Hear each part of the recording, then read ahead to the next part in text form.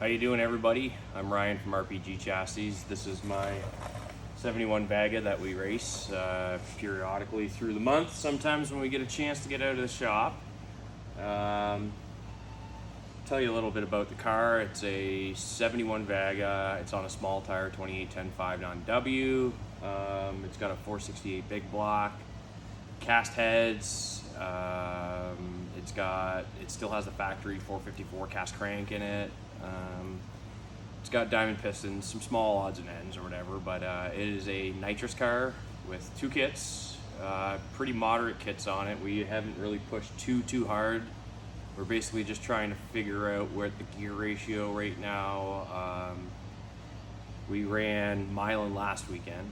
That was our PYOP. I'm still kind of behind the times with this stuff, but we're getting to learn all this new lingo that everybody uses. The car, I've been having an issue with the car because of how low it is, and it's not the car itself. It actually turned out to be the trailer. I was hitting the wishbone off the trailer on the way unloading it, and first round we drew a black MR2 with an LS in it. Super nice guy. Never really seen the car because don't watch too much of the no prep stuff that's going on. Just too much going on in the shop right now. So anyways, first round we drew him, which, you don't want to draw somebody out the gate that is slow. You want to see where you kind of stack up, and me never being to Milan before, I kind of just kept with my Gren Ben tune-up. Basically 570-ish tune, and the car went out, and about 160 feet, 200 feet, I felt it get a little funny, and I backed out of it. It wasn't worth the race. The guy was already gone. Those turbo cars back half like nobody's business. The wishbone jam nut actually came loose. What happened was it was giving me an extra 3/4 of an inch both ways of play in the rear end, so it felt like the car was really loose, but it actually wasn't. It was the body pivoting back and forth on the rear end.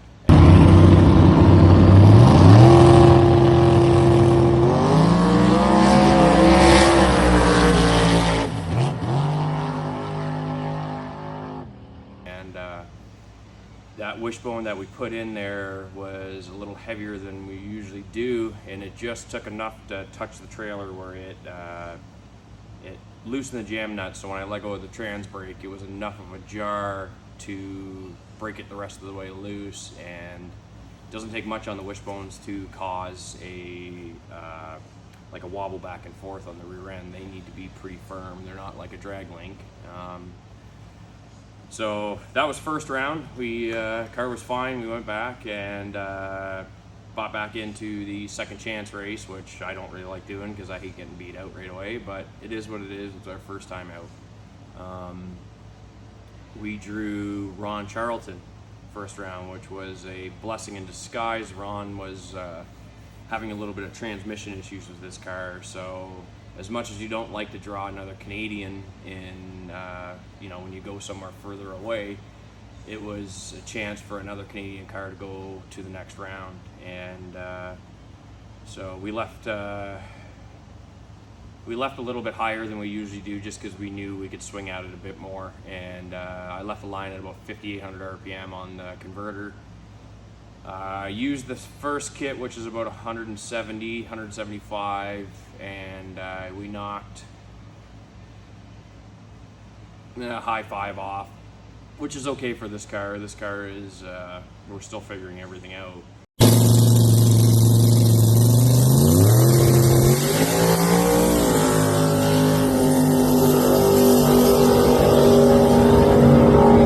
Second round, we drew a square S10, and the guy was super nice, and he was pulling my card on me with the it's only an old street truck, didn't have much done to it. The motor's got 500,000 miles on it, and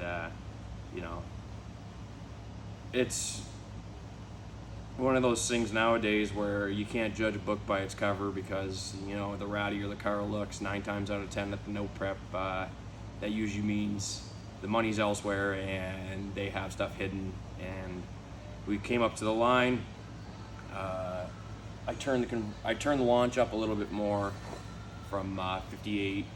We left the line about 59.50, and it seemed to take it pretty good. But what happened was we borrowed weight to put in the car, because I have never run weight before. This car, we've just been running it without weight, and it's been doing okay in Canada. But we put 150 pounds in it, and what happened was the chassis unloaded. Because of how low the car sits, the chassis actually hit the ground off the line, which I didn't have the tools at the track to fix that issue at the time. But we basically got about 300 feet out, and he was still on my door, so I knew it was going to be tight. So I grabbed the second kit, which is another 170, 175, and pulled away a bit. And got him by about a car and a half, 2 cars at the end, and that's when we started to adjust the tune a little bit in it, and we ran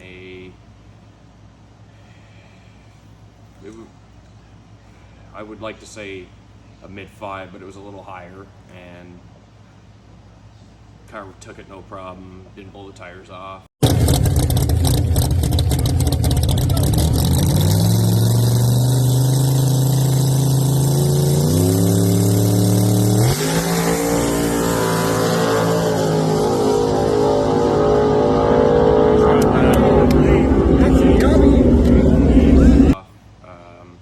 Got back to the pit, and I sent my boy John Forbes up there to do the draw, and he was giving me good heavy swingers all day. And we drew Gap Train, which that was the first time I actually seen the truck in person. And Adam was parked 3 or 4 trucks over, 3 or 4 cars over from us, and just a great guy, super nice, humble, considering he's been doing this for so long, and he's got a lot under his belt and done a lot. The guy was just super nice and super excited to race, which is what we do here. Is we're here to have fun, and we're also here to win. And so anyways, I turned it up a little bit more. The air was starting to get good, so we put a little bit more in the pills. Left the line 6,000, and it took it when a 30 off the line and carried it out at the back end. But what happened was that the first time I've turned it up that far, and rode the shift light all the way down, all 2 gears, like it's a 4-speed or a 3-speed, but rode the shift light all the way down because the converter is a tall converter and it wanted to stay up. So we basically stayed around 7,000 RPM the whole way down, and I grabbed the scramble button basically as soon as I left the line. The scramble button was on, and it unloaded the chassis a little bit, upset the car, but it gathered it up pretty quick. Went out the back end, and that was it was a low 5 pass. We got back aft by Gap Train, which not getting gapped by Gap Train was a big enough accomplishment for us, considering the car itself doesn't get much attention through the week. It's just too busy in the shop with everybody else's projects going on. So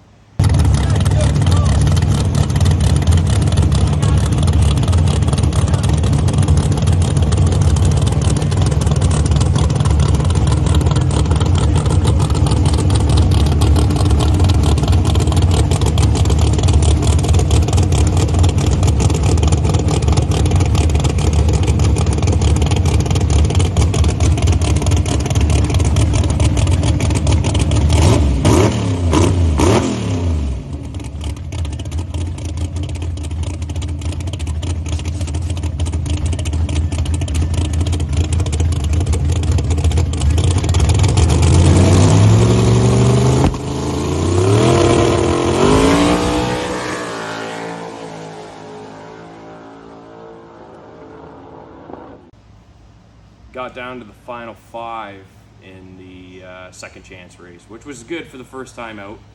We were super happy with it. The car nipped a couple plugs at the end, but so far it seems to be okay.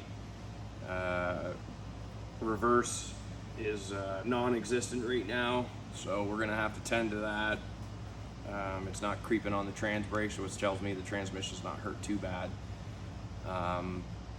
But all in all, it was an amazing event. There was 70 cars in small tire, and there was not an easy draw for any round.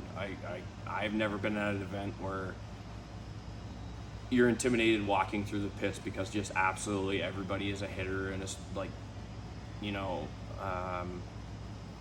there's some cars that are just gorgeous, and the work they have done to them, and you can tell the blood, sweat, and tears they put into this program that they're running. So you know that nobody's taking it easy. Thankfully, we stayed away from Johnny Quick this time, which was a blessing, because that is a tough car to draw. That car is their program is tight. They have some good passes down, but you know, my car is a little underpowered. The motor's conventional headed still. Everybody thinks that it weighs 2,300 pounds, but it's 2,970 with me sitting in it, no weight. So now we're breaching the 3,000 pound mark with the car with putting weight in it, and I don't know. The next step is going to be expensive for the car to try to get to the next level of racing, and it's just what you got to do if you want to stay with this stuff. Being still carbureted, being old school, and you know, no traction control, no exhaust temperature sensors, no O2s, none of that stuff in the car. We're doing pretty good for what the car is, and basically we're relying on the suspension of the car to get us out the hole as fast as we can to try to get away with these turbo cars, because you know, their 60 foots are pretty good, and we're still staying out in front of them, but the back half, the mile an hour, is just, you know, the mile an hour is just insane that these cars are pulling out. Like, they're back halfing 15, 20 miles an hour out on the back end, but the car seems to be holding its own off the line, and we're going to start experimenting with a little bit of weight in the car. We're going to try a little bit different suspension setup in it. We're still on a pro stock front strut, which gives us 3 inches of travel in the car, and that's basically bottomed out to topped out. So right now we're 3/4 of an inch of travel out the front of the car. Seems to be working okay. They're only single adjustable, so I'm kind of running out of adjustment with this thing. But you know, this year was a stretch to even get out and spend the money we did to try to get the car done, get it out in a week.